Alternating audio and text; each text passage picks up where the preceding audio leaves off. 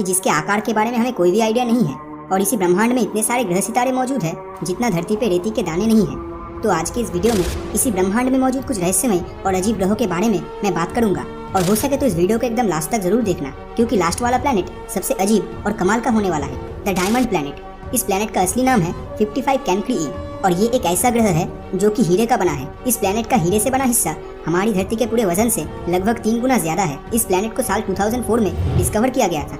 वैज्ञानिकों का कहना है इस प्लेनेट का 1/3 हिस्सा सॉलिड हीरे से बना हो सकता है। जैसा कि हम जानते हैं कि डायमंड कार्बन से बनता है, तो उसी तरह इस ग्रह का ज्यादातर हिस्सा कार्बन का बना है। वैज्ञानिकों ने अनुमान किया है कि इस प्लेनेट के कोर में मौजूद कार्बन के ऊपर बहुत ज्यादा प्रेशर पड़ने की वजह से ये कार्बन डायमंड में कन्वर्ट हो गया है। ये प्लेनेट स्टार 55 कैंक्री ए के काफी करीब मौजूद है, जिस वजह से इसका टेम्परेचर लगभग 1700 डिग्री सेल्सियस के करीब है।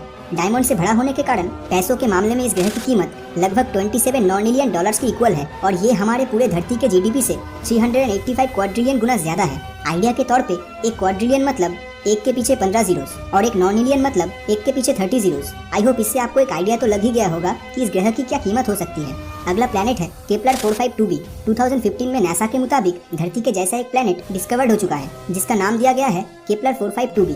जैसे हमारी धरती का अपना खुद का सूरज है, उसी तरह केपलर 452b का भी अपना सूरज है, जिसका नाम है J2। हैरान कर देने वाली बात यह है कि धरती से सूरज की दूरी जितनी है, केपलर 452b के साथ उसके सूरज की दूरी भी लगभग उतनी ही है, और यहाँ का एटमॉस्फेरिक कंडीशन भी लगभग हमारी धरती के जैसा ही है। मतलब हमारी अर्थ की तरह यहाँ भी पानी, मिट्टी और हवाएं होने की प्रबल संभावनाएं हैं। इसका मतलब यहाँ पर धरती की तरह बहुत से विचित्र प्रजाति के जीवों के होने का हायर पॉसिबिलिटीज है। पृथ्वी के साथ इतनी सिमिलरिटीज होने के कारण इसे अर्थ 2.0 भी कहा जाता है। सूरज का एक चक्कर लगाने में धरती को 365 डेज लगता है, और वही दूसरी तरफ केपलर 452b को अपने सूरज G2 का एक चक्कर लगाने में 385 डेज जितना समय ले लेता है। मतलब दोनों के रिवोल्यूशन टाइम में सिर्फ 20 दिन का डिफरेंस है। हमारा सूरज 4.6 बिलियन साल पुराना है, और वही दूसरी तरफ G2 6 बिलियन साल पुराना है। केपलर 452b हमारी धरती से 2 गुना बड़ा है। लेकिन अगर यहाँ पर एलियन लाइफ होने का चांसेस इतना ज्यादा है, फिर अभी तक हमें इस ग्रह में एलियन लाइफ के बारे में कोई इन्फॉर्मेशन क्यों नहीं मिल पाया है? दरअसल धरती से इस प्लेनेट की दूरी लगभग 1400 लाइट ईयर जितनी है। अब आप समझ ही चुके होंगे कि यहाँ तक पहुँचने में आज के टेक्नोलॉजी से बनी स्पेसशिप को कितना ज्यादा समय लग जाएगा। लेकिन अगर फ्यूचर में नासा, स्पेसएक्स और इसरो जैसी स्पेस एजेंसी अगर स्पेस ट्रैवल टेक्नोलॉजी को फ्यूचर में इम्प्रूव कर पाए, तो हो सकता है भविष्य में हम इस ग्रह पे कभी न कभी जरूर पहुँच पाएंगे। अगर ये दोनों प्लैनेट्स के बारे में जानकर आपको मजा नहीं आया हो, तो जरा इस अगले प्लैनेट के बारे में सुन लीजिए।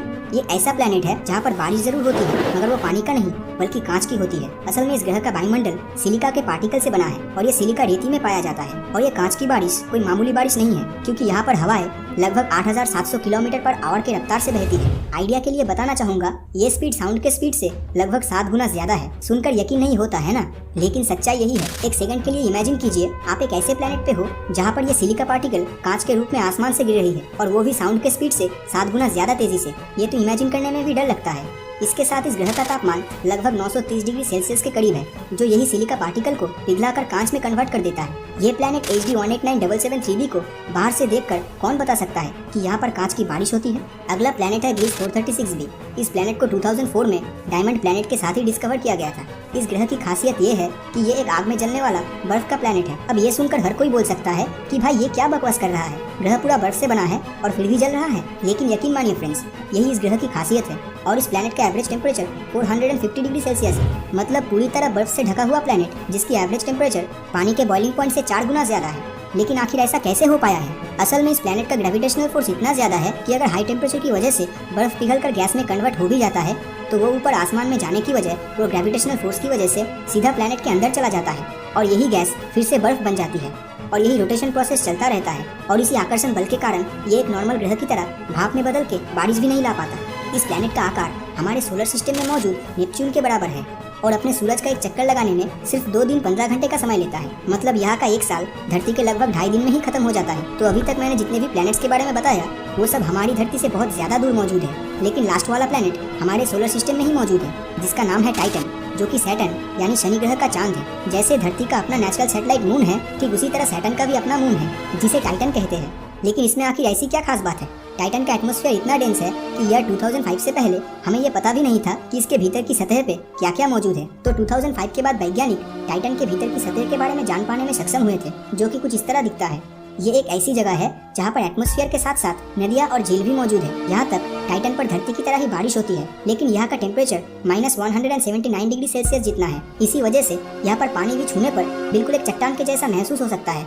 और यहाँ पर natural gas methane gaseous condition में नहीं बल्कि लिक्विड स्टेट में रहता है। तो अब तक जो रिवर, क्लाउड्स और लेक्स की बात कर रहा था वो असल में पानी का नहीं बल्कि मीथेन गैस का बना है। अब तक टाइटन ग्रह के सिर्फ 20% रीजन के बारे में ही साइंटिस्ट जान पाए हैं, लेकिन सिर्फ उसी 20% रीजन में इतना ज्यादा नेचुरल गैस मौजूद है जो हमारी पूरी धरती में मौजूद नेचुरल गैस और तेल से 100 गुना ज्यादा है। जिस तरह हमारी धरती पर नेचुरल रिसोर्सेज की कमी दिखाई दे रही है, उस हिसाब से भविष्य में टाइटन ग्रह पर स्पेस मिशन करना इंसानी सभ्यता के लिए बहुत ही फायदेमंद हो सकता है। और टाइटन के बारे में सबसे अजीब बात यह है कि आप चाहे तो टाइटन पर उड़ भी सकते हैं। असल में टाइटन का एटमॉस्फेयर इतना ज्यादा डेंस है और दूसरी तरफ यहाँ का ग्रेविटी उतना ही कम है। तो इसी वजह से अगर आप अपने दोनों हाथ और पैरों में पंख लगाकर उड़ने की कोशिश करते हो तो आप आसानी से टाइटन के एटमॉस्फेयर में उड़ पाएंगे, किसी पंछी की तरह, जो हमारी धरती पे कर पाना लगभग नामुमकिन है। तो इन सारे प्लैनेट्स में से आपको कौन सा सबसे अच्छा लगा नीचे कमेंट करके जरूर बताएं। और अगर ये वीडियो आपको अच्छा लगा हो तो इस वीडियो को लाइक और अपने दोस्तों के साथ शेयर करना मत भूलना। और अगर अभी तक आपने हमारे चैनल को सब्सक्राइब नहीं किया है तो सब्सक्राइब करके नोटिफिकेशन बेल को ऑन कर दीजिए, क्योंकि मैं ऐसी ही वीडियोस हर हफ्ते लाता रहता हूं।